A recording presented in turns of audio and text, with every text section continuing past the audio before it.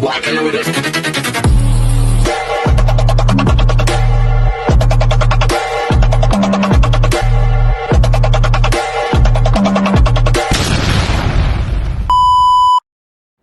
Hello beautiful people! I'm back! It's your Mama Sam dito sa Sam TV. Kamusta naman kayo mga amigo, amiga, kumare at kumpare? Sana lahat kayo ay okay na okay ngayong araw na ito. Syempre kung ako naman ang tatanungin nyo, nakita naman ninyo, fresh ng beauty natin ngayon. Charot, walang makeup yan. Charot.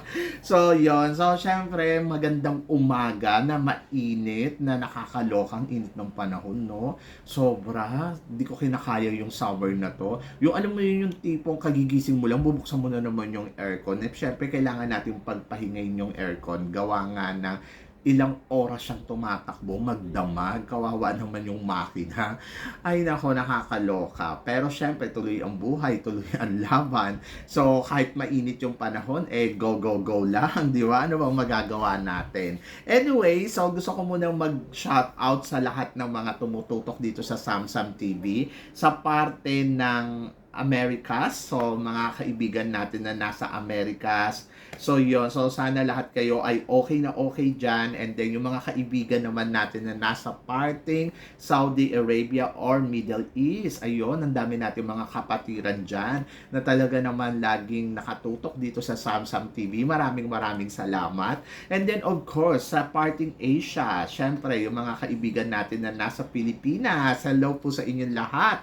At saka, syempre, yung mga nasa Japan, Korea, kung saan man kayong sulok ng mundo, at saka yung mga kaibigan natin nasa parting Australia, ayan, ang dami ko nababasang comments na alam mo yon, na iba't ibang lugar na sumusubaybay dito sa Sam TV. Maraming salamat syempre sa pagmamahal at suporta na binibigay ninyo. Ayun, so ingat lang tayo lagi kasi syempre yung weather hindi pare-parehas. Minsan mainit, minsan malamig.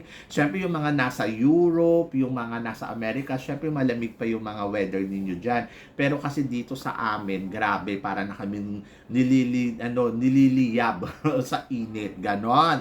Pero syempre laban lang. Sanay naman na ang ating katawan sa init, di ba? So kailangan lang ng protection. So syempre magsa-sunblock, ayan. So sunblock lang yung ni-wear ko ngayon sa aking mukha para alam mo yon, look younger talaga. Diyos ko, nakakaloka. Anyway, so ito ang chika natin ngayon.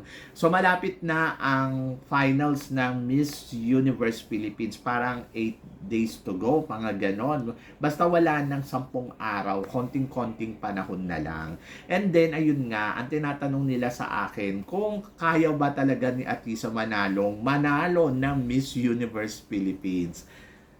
Oo naman, kaya naman niya yan kung gagalingan niya. Ayun lang yon, di ba?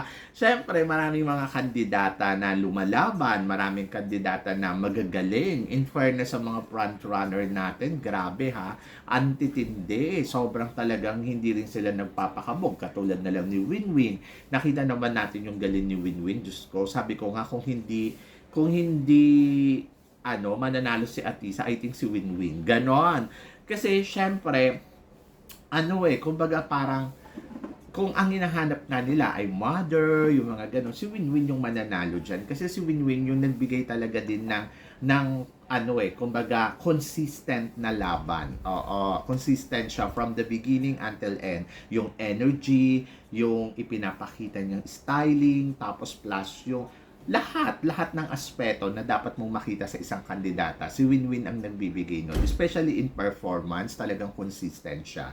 And then, nandyan din si Sinuluan Laguna. Si Sinuluan Laguna, isa din to sa mga tinik kay Atisa manalo na pwedeng biglang si Sinuluan Laguna pala ang manalo na hindi mo inaasahan. Kasi na meron din katangian din naman talaga si Sinuluan Laguna na nakikita natin na possible din naman talaga na mag-title ng Miss Universe Philippines. Pero tulad nga na sinabi ko, depende na lang yan sa organization. Andiyan dyan din si Taguig. Nako, si Taguig ha, grabe ha, lumalaban ng bonggang-bongga. Si Taguig, gusto ko yung mga nakikita ko sa kanya, hindi masyadong palong-palo, pero nandoon na talagang ume-eksena. And then, tignan natin kung ano ang ibibigay ni Taguig sa finals, di ba? And then, nandiyan dyan din si Sultan Kudarat. Si Sultan Kudarat, nako po, isa din to sa mga talagang paandar. So, yan. Aminin natin na may mga baguhan din naman na talagang matitinik din sa competition na to. Pero depende yan sa laro ni Atisa Manalo. Siguro kay Atisa Manalo, isa siya sa mga tinitignan natin na possible na pwedeng manalo, na sana manalo, na pwede talagang ilaban dito sa Bangkok, Thailand ng Miss Universe. Kasi una, may ganda. Yung ganda niya talagang, I think, nako, gugustuhin niya ng mga Thai people. Kasi iba talaga ang beauty na meron itong si Atisa. Yung alam mo yun, yung kaliwaan talaga ay bongga yung ganda niya. And then, I think yung height, tama lang. Hindi ganong katangkadan, hindi din ganong kaliitan. Kumbaga, standard sa mga Pinoy beauty queen natin. Kumbaga, parang tama yung level ng height.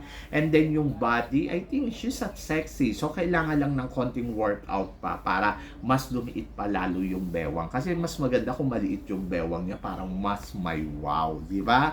And then, one more thing siguro, konting training pa. So, sa ngayon, ang hinahanap ko kay Atisa Manalo, kasi since na nakita ko na yung galawan niya, okay naman, siguro yung tikas na tinatawag, yung konting tikas, yung konting diin doon sa performance niya. And then, kailangan din siguro na paghandaan niya talaga yung preliminary competition, kung ano ang ipapakita niyang galawan niya. So, siguro dapat mas prepared siya sa dalawang aspeto ng competition. Ito nga ang preliminary competition and finals night. So, kung ano yung ipapakita niya sa prelim, siguro dapat i-level up niya pa pagdating sa coronation night. Especially yung styling. Kung hindi niya kayang mag-ayos ng buhok, siguro ayun yung pag-aralan niya para meron kang makikita sa kanyang iba pagdating sa coronation night. So, looking forward ako kung ano ang performance na ipapakita niya sa preliminary competition, and doon natin malalaman kung si Atisa nga ba ang kadapat-dapat na ipadala natin sa Miss Universe ngayong taon na to. Kasi ang alam ko si Atisa sa mga performance na ipinapakita niya itong lately, maganda. Pero kasi dapat consistent yan. And then, syempre, ang aabangan mo din dyan yung Q&A niya, yung closed door interview, kung ano ba ang mga isasagot niya sa closed door interview, gaano ba siya kakumpiyansa, di ba? So, ako naman, si Atisa, I think kaya niyang ipanalo to kung ahandaan niya ng bonggang-bongga. And naniniwala naman ako na handa naman ang isang Atisa Manalo, di ba? Possible, yes, na siya ang maipadala natin sa Miss Universe. Possible din naman na hindi. Depende nga sa sitwasyon. Ako kasi naniniwala din ako kung destiny din ba talaga ng kandidata eh. Isa din yun sa mga tinitignan ko. Kung para sa kanya to, para sa kanya to. Kung hindi para sa kanya to, wala naman tayo magagawa kahit tumambling at mag-split pa siya dyan, di ba? Kasi ang pageant kasi dapat merong may luck and destiny. So, dapat yung dalawang yun magkasama. Kasi tignan ninyo, may mga nananalong dark horse candidates na hindi mo inaasahan kasi nandoon yung luck nila. And then yung luck nila at saka kapag destiny nila to, alam mo yun, lalabas at lalabas yung aura, yung winning glow na tinatawag. So, magkukusa yun hanggang sa parang ang tingin sa kanya ng lahat ng tao at saka ng mga judges na parang siya ang pinakamagandang babae sa lahat ng naglalaban-laban. Yung alam mo yun, so may mga ganon. So kapag nakay-Atisa ang destiny at nakay-Atisa yung winning glow na tinatawag, kanya yan, di ba? Pero doon naman sa mga maka-Atisa, ang payo ko lang din sa inyo, just relax, and I think magtiwala kayo doon sa pambato, hindi lang yung kay Atisa ha, sa lahat na to, sa pangkalahatan na sumusuporta sa mga kandidata.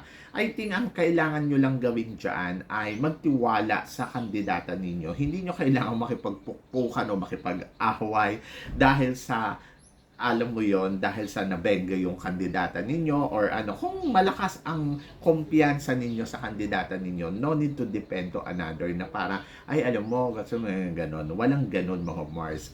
Kasi kahit ano pang bato sa kanya yan, kung sa kanya ang corona, wala tayong magagawa. Sa kanya talaga yan. So, yon. At mangyayari ang dapat mangyari. Sa ayaw at sa gusto mo. Ganon. Kaya sa mga makaatisa dyan, just take it easy and trust. Instead na sabungan kayo dyan, ang better ninyong gawin ay ipagdasal ninyo yung kandidata. Oo, ayun talaga yung the best. Ipagdasal ninyo na para makapag-perform siya ng bongga-bongga. Kasi the more na nag-expect kayo, the more na nape-pressured sila, the more na nawawala yung chance to win. Di ba? So, mas maganda, nandoon lang kayo sa part na laban lang, ganon. And then, let's see, di ba? So, ako para sa akin si Atiso manalo, kaya naman niya, pero depende yan sa kanya. At depende sa destiny at sa luck ng gabi ng Coronation Night ng Miss Universe Philippines. So, yun lang yung masasabi ko. So, basta tiwala ang kailangan na ibigay natin sa bawat kandidata na lumalahok ngayon dito sa Miss Universe Philippines for 2025.